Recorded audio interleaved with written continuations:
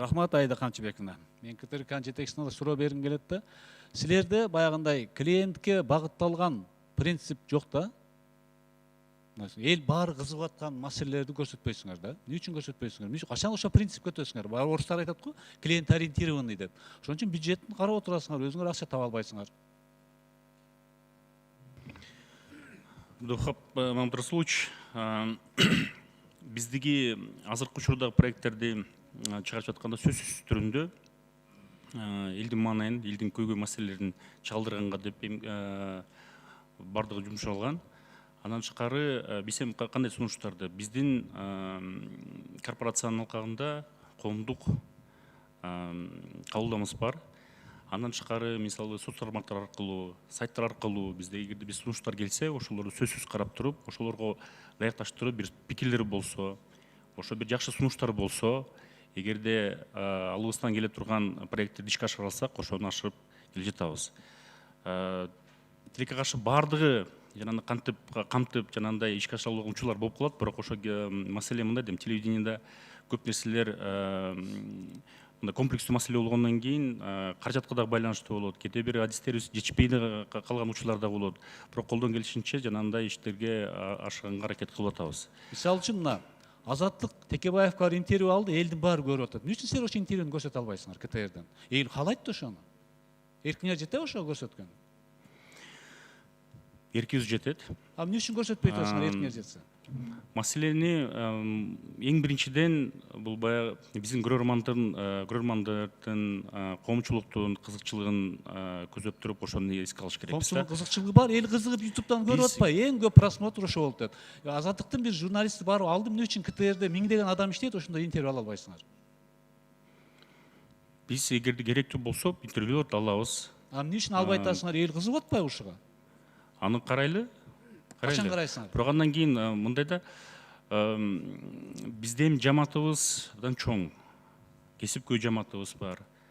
Таланттуу абдан журналисттерибиз бар. Операторлор өздүк жумушун жакшы иштеп келе жатышат. Андан кийин могу проекттерди ишке ашырып атканда ар бир проект бул мисалы жеке чечимдин гана негизинде кабыл алынбайт. Жамаатыңыз чоң, абдан жакшы болсо эмне үчүн ыңгайсыроо окшоп передача чыгара албайсыңар? Бизде баары күтөт, бир жума ыңгайсыроо качан болот экен? Силерде андай передача жок көрө турган.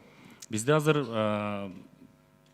жаңы сезонго деп атайын проекттерди ушу бекитип атабыз. Азыркы учурда ошол эле мисалы бир каналдын Ала Тоо 24-түн алкагында биз форматын өзгөртөлү деп атабыз. Азыркы учурда мына жумуштарды четинен ошо баштадык.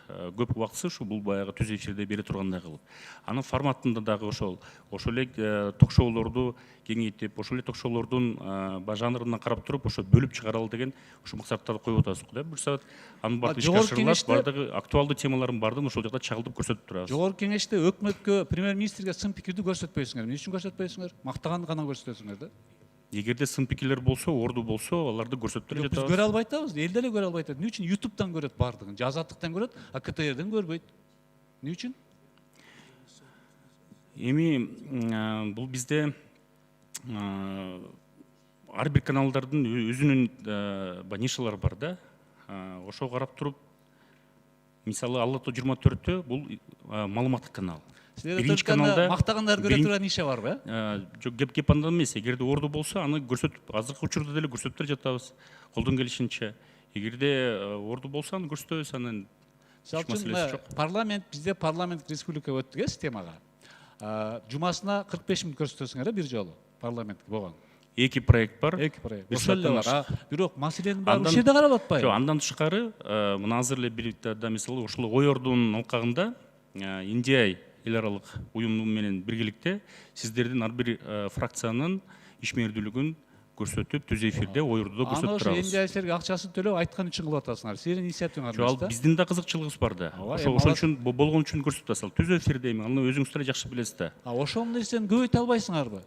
Эл мисалы үчүн ошол бул жерде болуп аткан талаш тартыштарды, эми журналистиканын стандарты эки тарапты бирдей берүү. Силер бир тарапты мактаганды бересиңер да, мурункудай эле критикаганды бербейсиңер да, өтө аз бересиңер. Ошону үйрөнүш керек.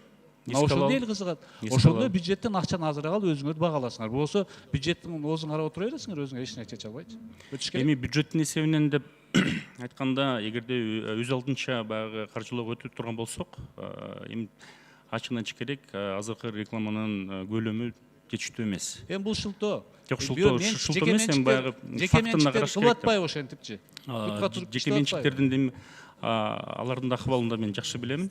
Анткени мисалы 4-5 миллион доллар бул жылына гана кете турган азыркы рекламанын көлөмү ушундай.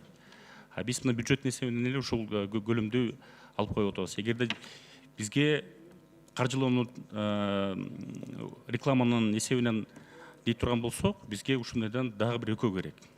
Эми жалпы экономикабыз ушу рекламанын көлөмү бизде ушундай болуп атат. Бул факт.